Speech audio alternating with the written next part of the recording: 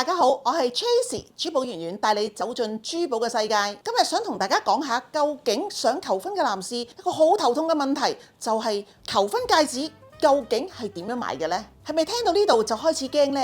究竟乜嘢係4C？點樣睇呢一張嘅 GIA 證書呢？唔使驚，今日咧我就用最簡單直白嘅方式，喺幾分鐘之內令你變成求婚嘅專家，保證你女朋友收到戒指嘅時候眼睛都會發光。首先，錢肯定係最緊要㗎啦，咁錢一定要使得其所嘅。咁大家最關心嘅梗係要使幾多錢買一隻求婚戒指㗎啦。個個網上都話要用3個月嘅人工先至去買一隻求婚戒指。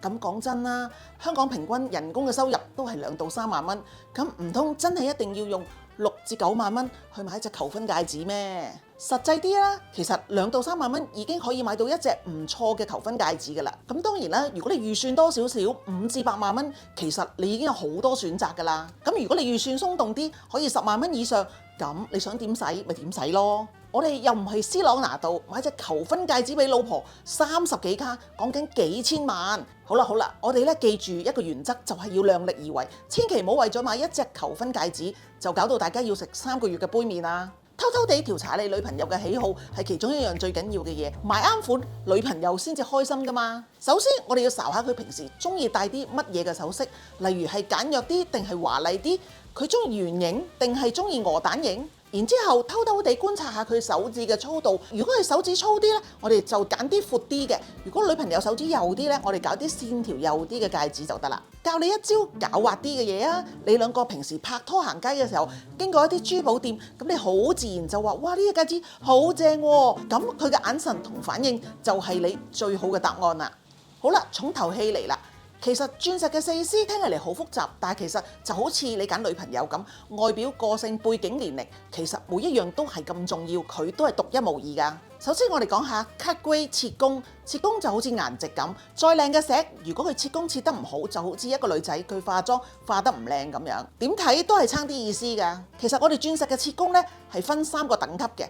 Excellent、Very Good 同埋 Good， 認真建議大家咧買鑽石嘅時候最好係買 Very Good 以上，就係3個 Excellent 就係最好，因為嗰個切工係會影響粒鑽石個閃爍度嘅。好啦，我哋而家講下 color 顏色啊，鑽石嘅顏色其實係由 D 到 Z， 咁簡單啲嚟講 ，D 色就係最白，Z 就係最黃噶啦。但係買鑽石唔一定要追求 D 色，因為 D 色就係最貴噶啦。其實 G 同 H 色係大眾最好嘅選擇。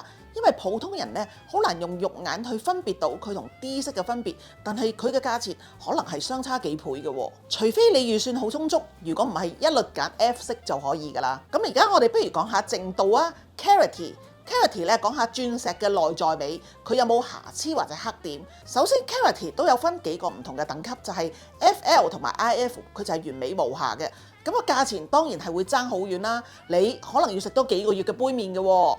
咁仲有當然就係有 VVS、VS 同埋 SI 嘅等級啦。除非你女朋友會用顯微鏡嚟到睇你粒求婚戒指啦。如果唔係 VS， 其實已經夠㗎啦。你慳翻嘅錢可以去多2次旅行都得㗎。好，第4個 C 咧，其實係講緊 carat， 即係鑽石嘅重量，就係我哋平時去買鑽石嘅時候講緊我哋究竟係想買幾多卡嘅鑽石。咁當然鑽石嘅重量上面我哋有好多嘅知識點，不過我仍然建議大家買1卡或者以上，因為佢會相對係保值好多，而且咧佢有一張大嘅證書，細過1卡咧就係一張細嘅證書。所以買鑽石求婚嘅時候咧，我建議大家最好都係買1卡或者以上嘅。好，如果係我咧，俾大家最好嘅建議其實就係買圓形1卡 F 色 VS 同埋3個 Excellent， 我上面呢一個組合咧係最適合、最建議大家咧攞嚟做求婚戒指嘅。好，我要再同大家講一講咧，如果你見到粒鑽石佢係冇 GIA 證書咧，你千祈冇買，因為佢就好似你出街冇身份證一樣。咁我哋當然一定要知道乜嘢係 GIA 啦，其實佢就係全世界最公認而又最有權威嘅評級鑽石機構。咁市面上其實有好多假嘅 GIA 證書。我哋點樣驗證佢係真嘅呢？其實好簡單嘅啫。每一張證書其實佢都有佢專屬嘅10個編碼嘅。你攞到張證書，你去到 GIA 嘅官網，其實你只要將嗰10個 number 輸入去。如果呢張證書係真嘅呢，嗰張證書嘅資料咧就會跳出嚟㗎啦。如果你去到門店購買，其實你可以用佢哋嘅放大鏡可以見到嗰10個嘅 number 喺嗰粒鑽石嘅腰圍上面。記住，你買鑽石冇 GIA 證書，就好似你買 iPhone 冇蘋果個 logo 一樣嘅啫。揀好咗鑽石，下一步就要嚟揀戒指托。呢個同你着衫要有啲唔同嘅搭配係一樣嘅啫。當然啦，戒指托咧佢有好多唔同經典嘅款式，最經典咧就有呢個六爪雙合嘅款式。呢一個揀法咧永遠都唔會錯嘅。呢個款式咧係乜嘢場合都適合，而且係比較多人會中意嘅款式嚟嘅。咁跟住咧就會係四爪嘅款式，簡約派嘅人咧佢最中意嘅款式嚟嘅。睇起嚟咧好現代，而且咧會顯得粒鑽石比較大粒啲嘅。我講個小知識俾大家知啊，其實四爪同六爪咧佢嗰個穩陣咧係冇分別嘅，因為當我哋鑲嵌鑽石嘅時候咧，佢嗰四個爪同埋六個爪咧，我哋都會界咗一條坑，將個鑽石藏咗落去嘅。理論上四爪同六爪嗰個穩陣咧係冇分別嘅。好，其實除咗四爪同六爪之外咧，我哋仲有包鑲啦，同埋咧 halo 即係光環咁樣嘅設計嘅，亦都咧適合唔同中意呢啲款式嘅女士。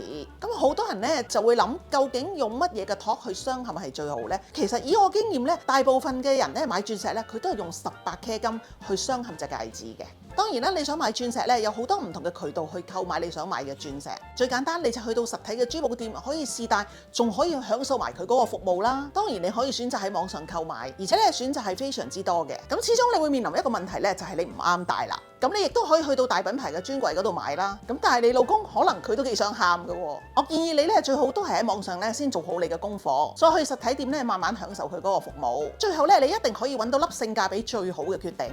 有個小貼士要俾大家，當你買之前咧，你一定要問嗰個店員咧呢3個嘅問題。第一咧就係有冇 GIA 證書，第二咧就係可唔可以幫你免費改嗰個戒指圈口，第三咧就係嗰個保養服務咧係點樣嘅。呢3個貼士咧對於你購買呢粒鑽石之後咧都係好重要嘅。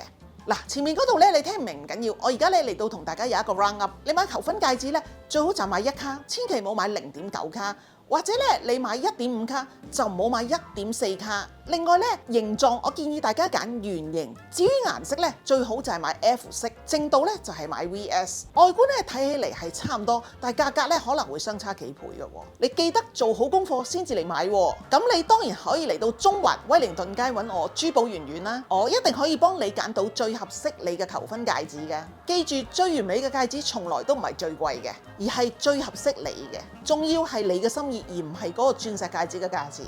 希望呢條片可以幫到你呢個求婚嘅計劃啦。如果你有任何嘅問題，記得喺下面嘅留言區留言，我會親自回覆你㗎。希望你揾到你完美嘅求婚戒指啦。好啦，我哋下一條片見啦，拜拜。